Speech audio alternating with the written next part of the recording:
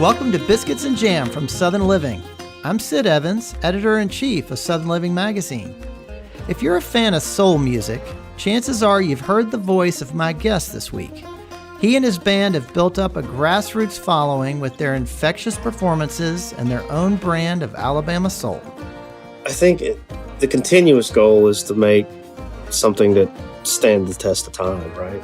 I don't know if you ever feel like you achieve that. Maybe we do one day. I've always said, I've gotten to live 7 more lifetimes than I ever thought I was, and so I feel very fortunate in that. St. Paul and the Broken Bones are fronted by Paul Janeway, who grew up in Chelsea, Alabama, and first began singing in church at the age of 4. And thanks to nonstop touring pre-pandemic, he and his band have gone from the cramped stage of a small Tennessee pizza joint to opening for the Rolling Stones. This song, Half the City, from their debut album of the same name, is a great example of how the band has made their mark. Their sound clearly honors the past, but it also pushes the boundaries of what modern soul can be. And Paul's lyrics about being unable to leave his hometown speak to anyone who's ever been down and out, but still can't let go of their roots.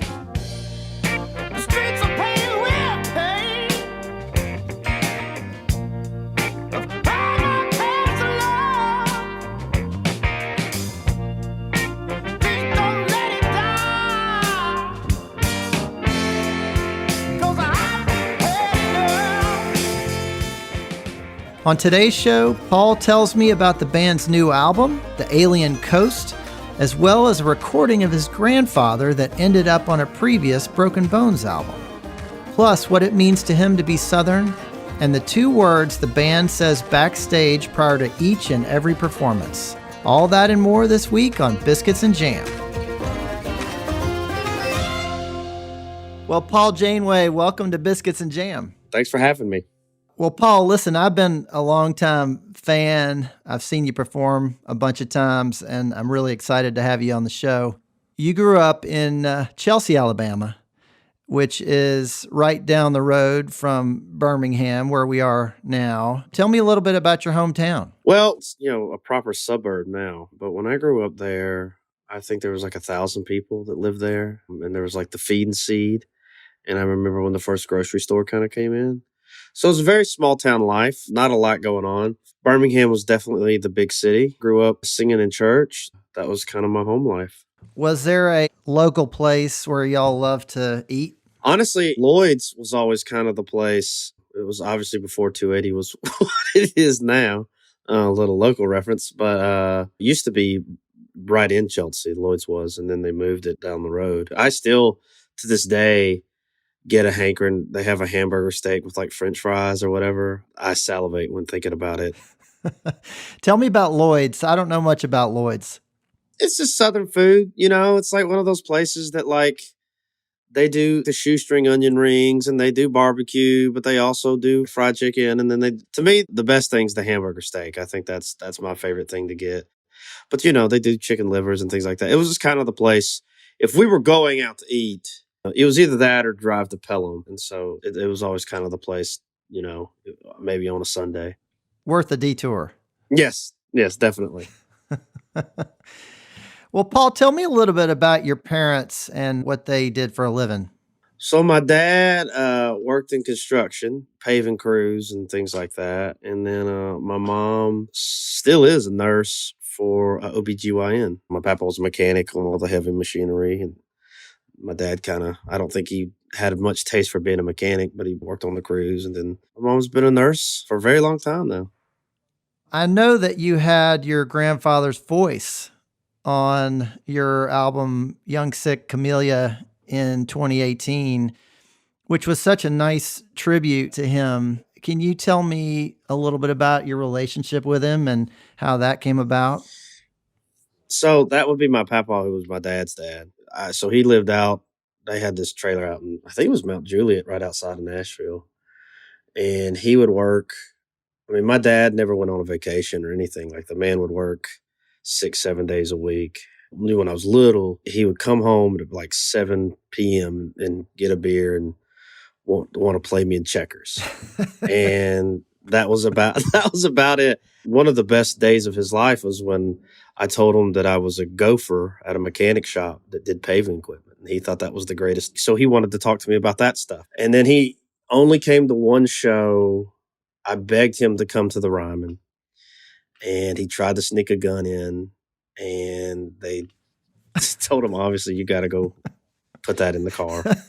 And my dad said, he was like, well, I guess they won't let me bring my knives in either. And he pulls up the pant leg of his pants and has knives wrapped around his ankle. Oh, man. So, yeah, he was a tough fella. But I did get to know him, and I did get to kind of maybe not appreciate. I mean, appreciate a little bit. It's probably the best way to say it. Of like, this is your DNA. You can see elements of that. And so I thought it was really interesting with that record to kind of show that it was about that lineage and navigating that and understanding that we all come from somewhere, and having his voice on there seemed right at the time. And he was talking about the weather, wasn't he? Yeah, we just were talking. And what I wanted to do is the idea that the storm kind of appears a lot in the imagery of that record. So I was like, just out of curiosity, what's the worst storm you ever saw? He talked about a storm. He was working, of course, in the mechanic shop. And he said they had to get, in the bays under, where they changed oil and stuff, and blew the roof off and blew the church on the side of the, which I think is we all from the, and most people, I guess, especially in the South, when it's that season, we all have our brush with it at least once a year. Oh, yeah. That's all we talk about. Yeah, exactly. The weather. Yeah, it's kind of one of those things. And my wife is from Bristol, Tennessee, and so they don't quite have the same kind of tornadic kind of weather that we have. And I'm some sort of weatherman. I was like, you can just feel it today. It's coming. It's going to be bad. Whether that's true or not, I don't know, but I feel like I can.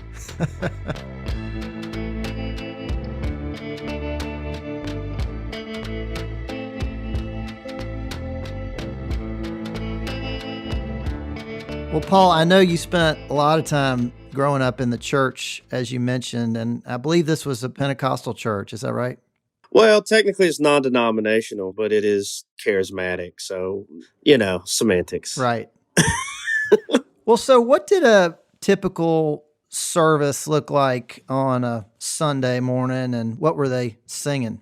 Well, I mean, it varied. When I first was there, it was fairly traditional. They would do the hymns, Come Thou Fountain, that kind of thing. And then as I got older and probably the more influential, it would start a lot of that charismatic kind of speaking in tongues, and the overall energy would change, which is a very interesting thing. But you'd have your standard hymns, and still to this day, my favorites are always dealing with some sort of storm, or, Stood on the Banks of Jordan, or, I Surrender All, or anything like that. But the upholstery was all like 70s, orange, hideous. Actually, one of the reasons I love Tom Waits is that it reminds me of this lady in our church that would play during the offering. And the way he plays is kind of how she played. And I just have distinct memories of it being hot as hell. And then there'd be worship, and then you'd have the message, and then it was altar call time, and you never knew. Sometimes that took 5 minutes. Sometimes it took 30 minutes, just depending on what was happening, right? and and so you just never knew what the service was going to bring. So you've talked about the fact that you started singing pretty young, age 4 or 5, Mm-hmm. and I imagine you were singing a good bit in church. Was there a particular hymn or song that really kind of stood out for you or made a big impression on you? My first solo was He's Got the Whole World in His Hands. But like I said, storm songs always, for some reason, so like something like I Surrender All, or His Eyes on the Sparrow, those kinds of songs that I just always love singing. Some of those hymns are really hard to sing. How did one of those go? His eyes on the sparrow. It's a beautiful, beautiful. Some of those melodies are complex, honestly, really, really complex. And then, I Surrender All is one of those, I surrender all, and to kind of talk about the sea billows roll. But yeah, those songs I'm always attracted to, even to this day. And I wouldn't consider myself to be particularly religious, but they still kind of move me. Yeah. Well, so for a young kid growing up in Chelsea, Alabama, what was the music that you were exposed to outside of the church? I mean, it seems pretty clear that you weren't listening to a lot of country or a lot of Sweet Home Alabama. No. What were you listening to? Well, definitely not. So it was only religious music. And then my mom had a Stylistics tape. She loved the Stylistics and the Commodores and Sam Cooke and some of that stuff. And so I would learn. The Stylistics are one of those groups that has like, my love, got the real low part, and then and then the real high part. And so I would just sing both parts, which I think has probably benefited me to this day. And I didn't realize it at the time. Obviously you don't know until you're much older. You're like, oh, that makes sense now. I'll be back with more from Paul Janeway after the break.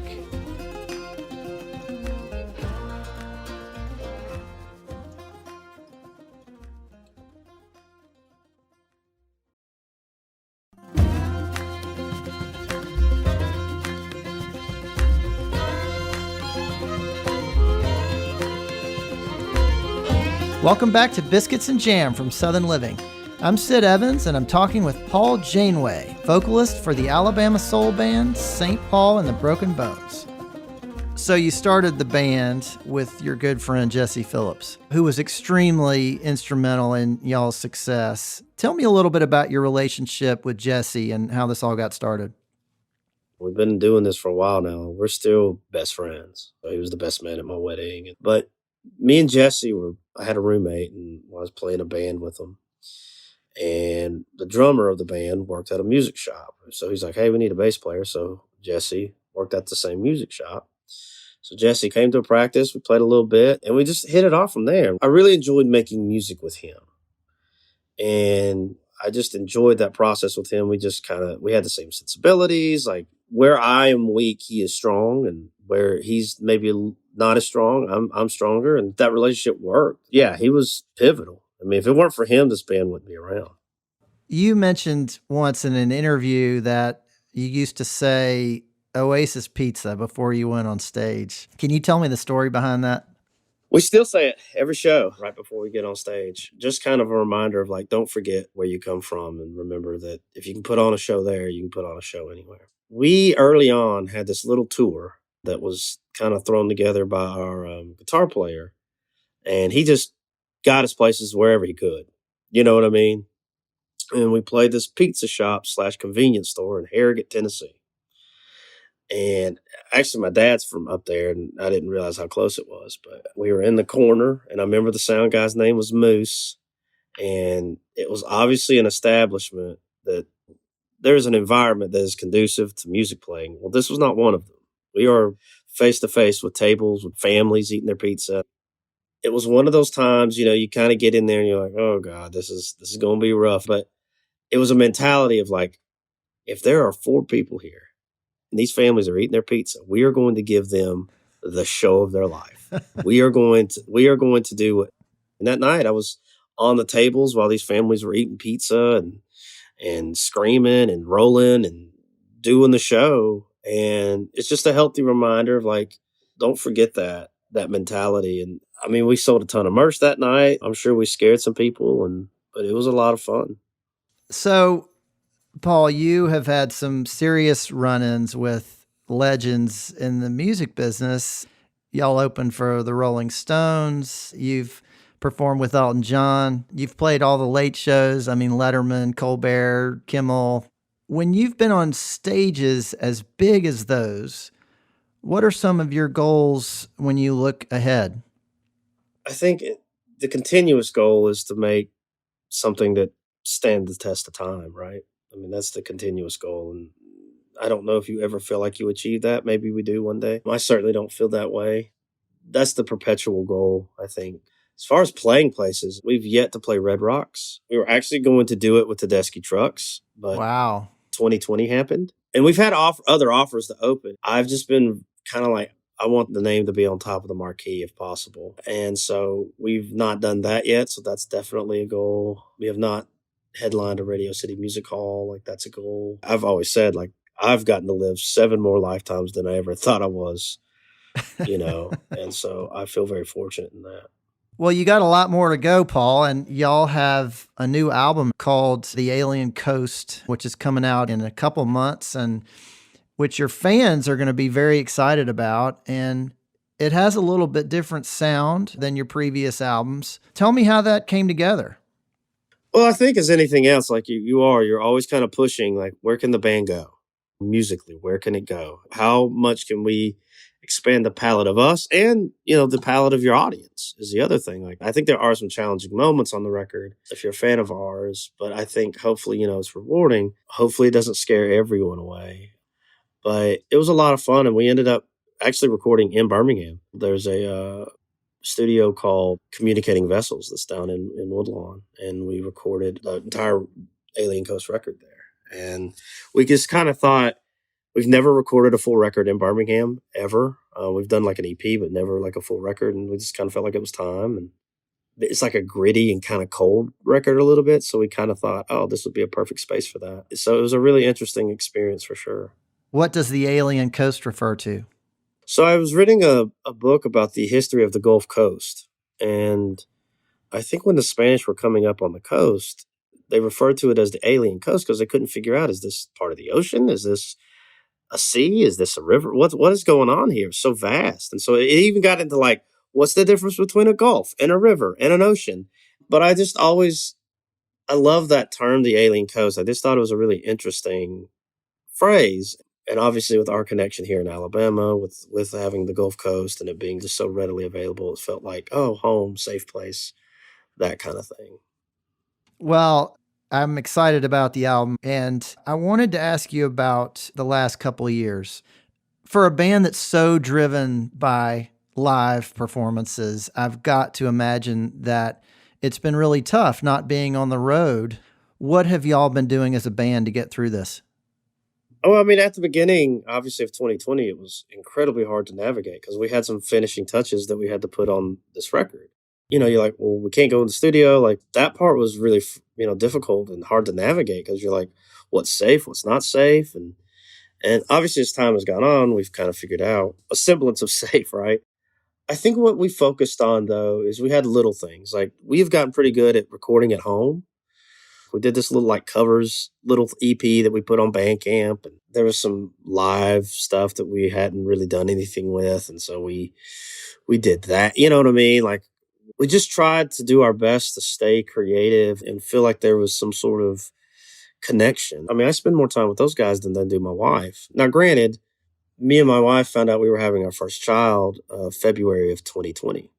So 2020 was very strange because one of the greatest things that happened in my life obviously happened in September of that year. And I saw my wife in labor. She had to push for 4 hours. We were in labor for 24, and she wore a mask the whole time, Wow. Which was just insane. I was like, man, a lot of respect.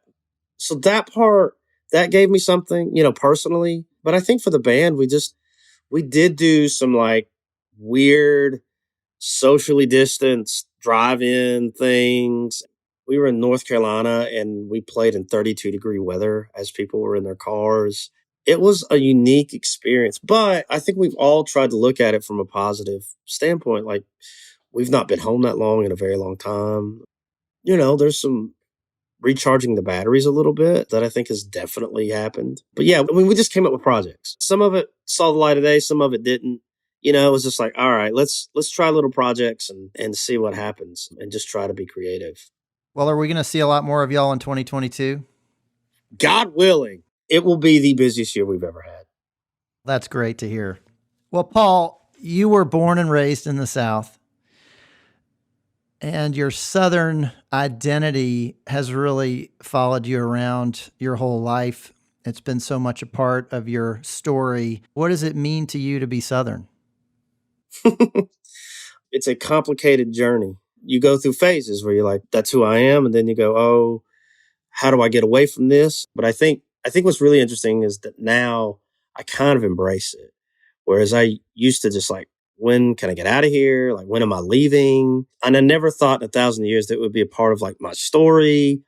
I think it's a beautiful thing now. And so and plus overseas, you're like a mystical beast if you're a musician from Alabama, because they think about Muscle Shoals and everything. Like the level of respect you get from being from Alabama musician, like in Europe, is unbelievable. It's really funny. Well, that's good to hear. I should try going over there sometime. And well, you got to be a musician. Like, you need to play some shows. I don't know. Yeah, I can't play that. That's not in my quiver. Well, it must feel good to walk back into Lloyd's every now and then. Yeah, I mean, I try. Actually, what's crazy is, my sister, who I love dearly, I think is moving back to about 200 feet from where we grew up. And I'm pretty thrilled about that, just because having a daughter, I can take her down there and show her like, oh, this is where I grew up. And it's pretty awesome. That's great. Well, Paul Janeway, thank you so much for being on Biscuits and Jam. Thanks for having me. Thanks for listening to my conversation with Paul Janeway. The Alien Coast, the new album from St. Paul and the Broken Bones, is available wherever you get music on January 28th. Southern Living is based in Birmingham, Alabama, and this podcast was produced and edited in Nashville, Tennessee. If you like what you hear, please consider leaving us a review on Apple Podcasts or telling your friends about the program. Biscuits and Jam is produced by Heather Morgan-Schott, Chrissy Tiglius, and me, Sid Evans, for Southern Living. Thanks also to Ann Kane, Jim Hankey, Danielle Roth, Andy Bosnack, Matt Sav, and Rachel King at Pod People. We'll see you back here next week for more Biscuits and Jam.